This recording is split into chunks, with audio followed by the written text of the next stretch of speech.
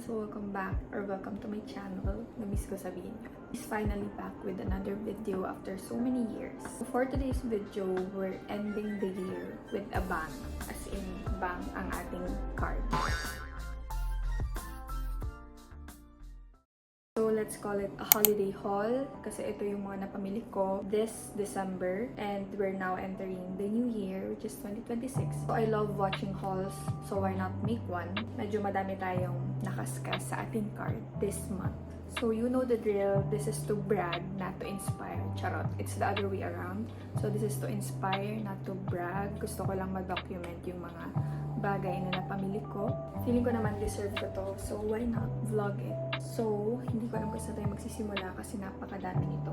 I think let's do the gift na na-receive ko from friends and my family. Let's start with the cutest one. I mean, lahat to cute, but ito yung nasa tabi ko na. So, we're gonna start off with a bang. She's pink. Ito yung gift ng aking friend, my dearest friend na si Kate. So, sobrang thoughtful ng gift niya kasi. If you guys follow me on TikTok, meron kasi akong walk-in closet na semi-empty pa siya. So, puno siya ng clothes, but yung mga accessories, ganyan, wala pa. Ito yung naisip niyang ibigay sa akin kasi bagay na bagay siya sa aking walk-in closet. And it's not just a sofa. It's an accessory sofa. Wala naman ako masyadong accessories. I just have 2 watches and 1 ring. And meron lang siyang mirror here. So, sobrang cute. Aside from the pink sofa, Kate also got me a pink pouch. Guys, hindi ko naman favorite ang pink. Hindi naman. Medyo lang, medyo. So, she got me a pouch. So, pwede ko din itong gamitin as makeup bag or skincare. Moving on to the next. This one is from Reggie. Also my dearest friend. Lahat kayo dearest friend ko. So, she got me 3 things. Tatlo. Sobrang thoughtful. So, first, she got me a blush. Ito yung Do It All from Vice Cosmetics in collaboration with Jelly Eugenio in the shade Always Radiant. So, hindi ko pa ito nagagamit, guys. Hindi ko pa siya na-open. And, guys, anong color to? Walaan yun na lang. So, another pink pouch. So, this is my first product from Bash. Ito yung brand ni Miss Bea Alonzo herself. So, sobrang cute kasi super liit ang compact niya. And, nagamit ko na to. Meron ako ditong toothpick dispenser, a hand cream, also gifted, may lip tint, may eye drops, and another lip tint. Ayan. Sobrang cute. And she also got me cluster lashes. This one is from Fabulash. O, diba? Hindi ako bumibili ng ganito. So, siya na yung bumili sa akin. Okay, so next, this one is from my dearest friend din na si Cathy. She got me a top, a white top. Kung naka-follow naman kayo sa Instagram ko, you guys know na there's a season na we like to party. Super perfect for party, ganyan. For fancy dinners. So, it's just a tube top. Nagustuhan ko din dito is super unique nung cut niya. So, if you guys know me, super basic na mga tops ko. But I like unique pieces. Basic pero unique yung cuts niya. So, ayan. Super cute. Also, dalawa nga pala yung gift ni Cathy. Sobrang useful. And it's color pink. I love pink. So, it's a mirror. Not just a mirror.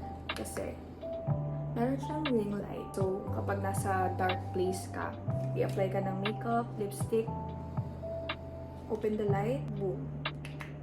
Super useful. So, ito na yung laman ng aking everyday bag. Next is from my friend, Jana. She got me a nipple tape. Nipple tapes are a must. So, you can never have too many nipple tapes. So, I think this is my 3rd nipple tape na yan.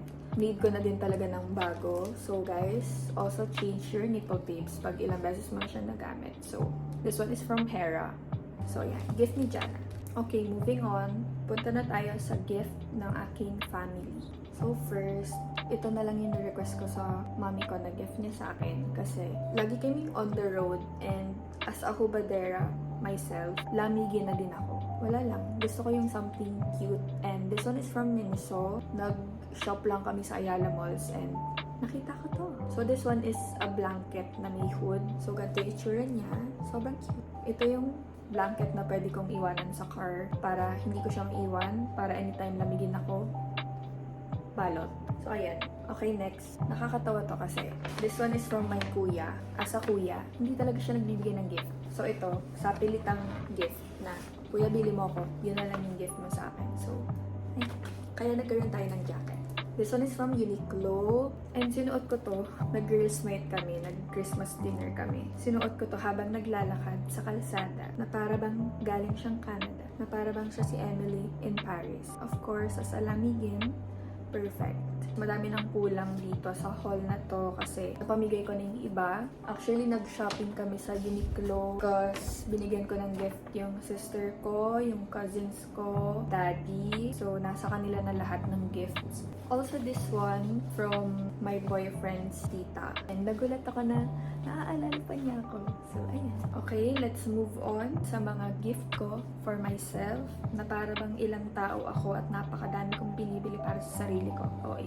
Okay, start tayo dito sa maliit na paper bag. So, this one is from the Face Shop. So, ito lang yung skincare na binili ko for myself. Kasi wala lang. Gusto ko lang ma-feel na inaalagaan ko pa ang self ko.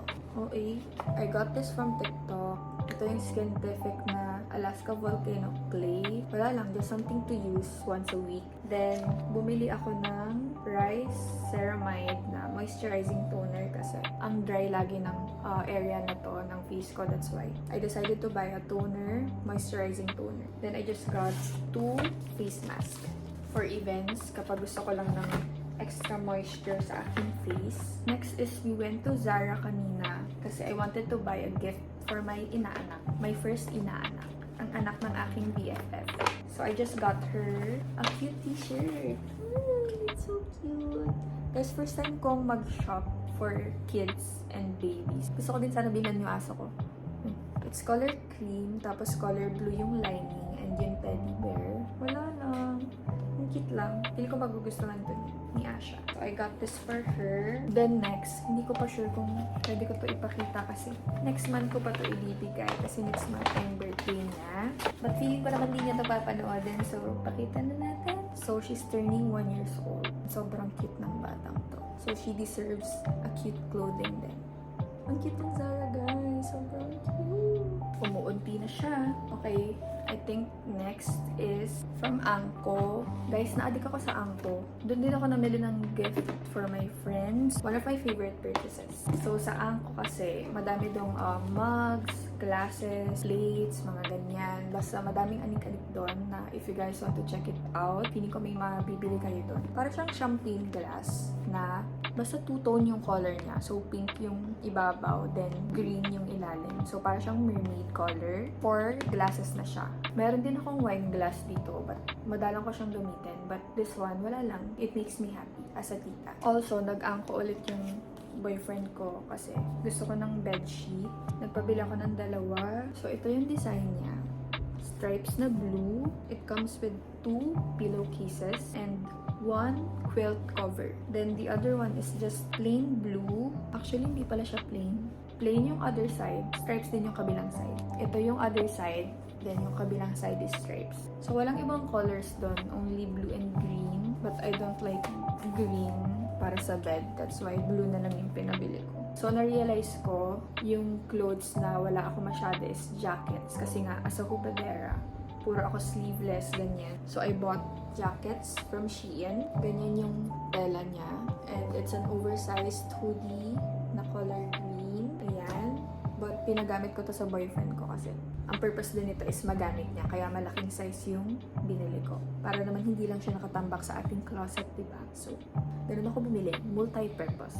So, this is the first one. I also got another one. Color green din. So, this one naman, medyo napalaki lang yung size na binili ko. This is medium. I should have gotten small kasi I feel like it's too big but it's okay kasi jacket naman siya.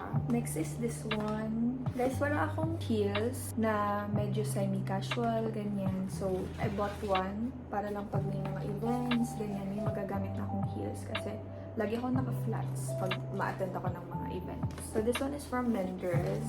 So, cute kitten heels lang to. O, diba? Hindi ko inalis yung tag. This is what it looks like. Plain lang siya na black. Para bagay siya with everything. So, pwede ko tong gamitin with pants, with dresses. So, ganun ako bumili, guys. Dapat bagay siya sa lahat. Okay, moving on to H&M. From Rockwell, nagpunta pa kami Glorieta kasi walang H&M sa Rockwell. Always may sale sa H&M and na-realize ko din na wala akong long sleeves na plain black. And may nakita ko doon. And guys, hulaan niyo kung magkano lang to. It's just a plain na long sleeve na soft and buttery yung tela niya. It's only $199.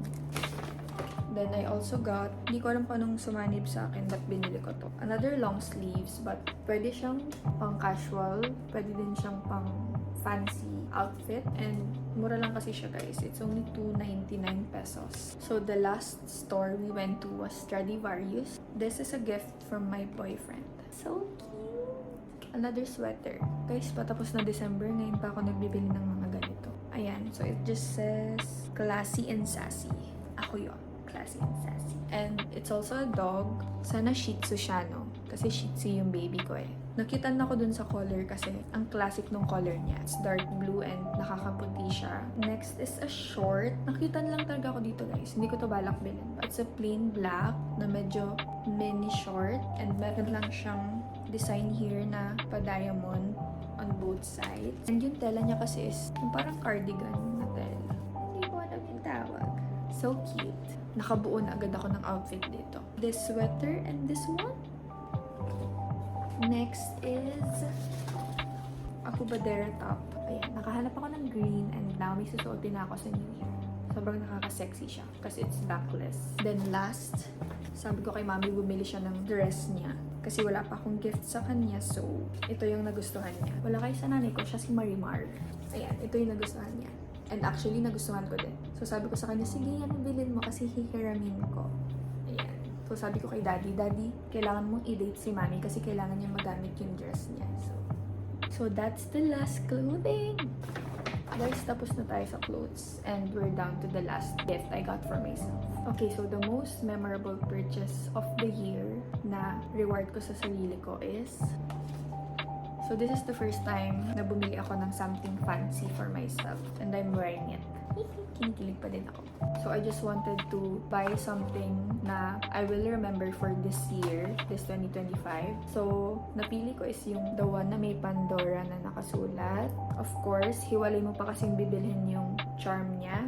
Gusto ko kasi yung plain lang, yung silver on silver, then with a touch of pink. But wala akong napili na charm with a touch of pink. I also wanted something memorable na charm and sobrang perfect. So yung nakita ko is a shopping bag na may Pandora din na nakalagay. Then meron siyang mini heart that says I love shopping.